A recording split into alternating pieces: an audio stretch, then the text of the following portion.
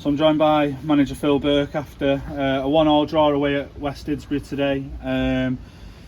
You were after a reaction, Phil, from last week. Is it a fair comment to suggest that you didn't really get that at all? Yeah, we're nowhere near it today. I thought it was a really poor performance. I think it's by far the worst performance that this group has put in since we've had it together. There's literally no excuse for it. I think we can go on about dominating, especially the second half, all we like.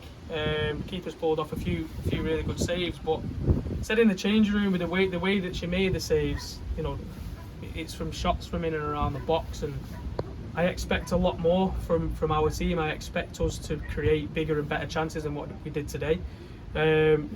Respect to West Dids in their game plan. They did exactly what we thought they would do.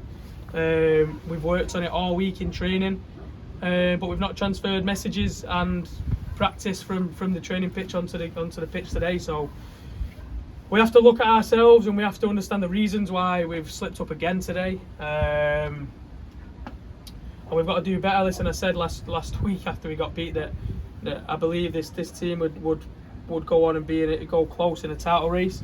I still believe that, but they didn't look like they wanted to be part of a title race today. You play that, you've been nowhere near being in a title race, especially with the way Fylde have started.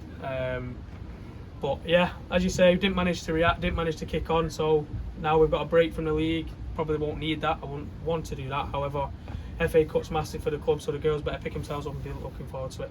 You mentioned the frustration of not taking chances last week. I presume it's the same. Obviously, the frustration from today, not managing to convert any of the chances, like you said, second half. How are you going to go about fixing that and making sure that the chances do go into the back of the net? I don't think we had clear-cut chances, massive chances like we did against Bolton. I think we had a few decent moments that, with really good efforts on goal, that the keepers made some really good saves. But the way we play football, the way that we approach games, I didn't really see much of that.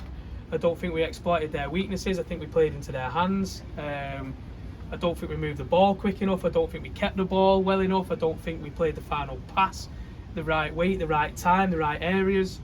And then obviously at the end, when they're hanging on and we're going to get chances in and around the box, which we did. And again, there was some good efforts.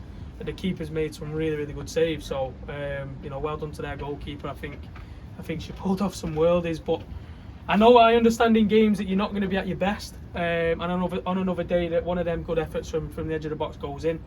I think she's probably one of the better goalkeepers in the league. So as you say, on another day we might have won the game, but this team is far too good to be winning a game on often a shot on the edge of the box. We're good enough to be coming in and creating tons of chances, and as much as I thought they did well in their game plan and think they defended really well, they should be proud of their performance. However, I just think we've got far too much quality to be coming away from here saying that we didn't really do enough to create big chances like we used to. On a force change at half time with goalkeeper livery coming off, any update on her at all?